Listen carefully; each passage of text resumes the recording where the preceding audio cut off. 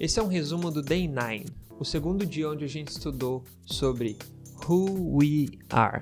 E o texto de hoje está lá em 1 Peter 2:9. But you are a chosen people, a royal priesthood, a holy nation, God's special possession, that you may declare the praises of Him who called you out of darkness into His wonderful light. Desse texto, a gente tem 4 definições sobre nós. The definitions of us. First, chosen people. Second, royal priesthood. Third, holy nation. And the last one, God's special possession. Desse trecho, a gente aprende pelo menos 3 pontos super importantes no inglês. E o primeiro deles é a afirmação: Peoples existe. Sim, peoples existe. Por quê? Person é o singular de pessoa. People é o plural, então pessoas. Só que a mesma palavra, people, também é o singular de povo. Portanto, existe o seu plural, peoples, que significa povos. Ok? Então, peoples existe sim. O segundo ponto muito bem estudado foi sobre a diferença entre o A sozinho e o AN.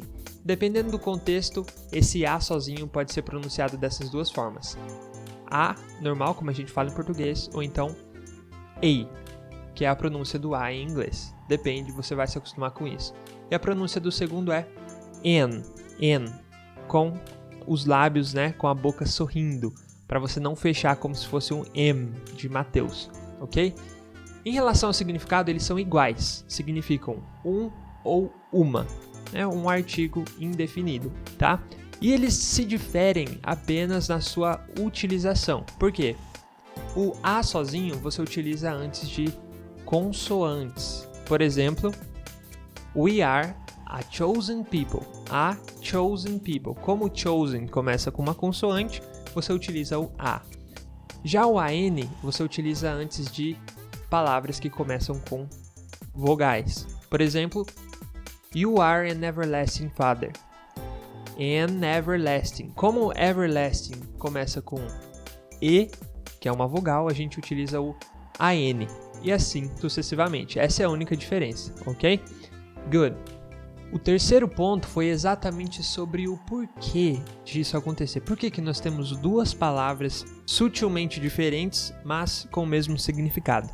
E a resposta é link sound. Link sound, o que é? O link entre os sons que as palavras formam no momento em que elas são faladas, pronunciadas. E esse link sound acontece exatamente entre consoantes e vogais. Por exemplo, um pai eterno, an everlasting father. Percebe que é só um som, an everlasting father. E esse link sound ocorre em muitos outros casos também. Na aula de hoje nós vimos vários exemplos, então se por acaso você perdeu ou quer revisar, aproveita o link que está disponível para você. Acesse o seu PDF, pratique, and I see you tomorrow. God bless you.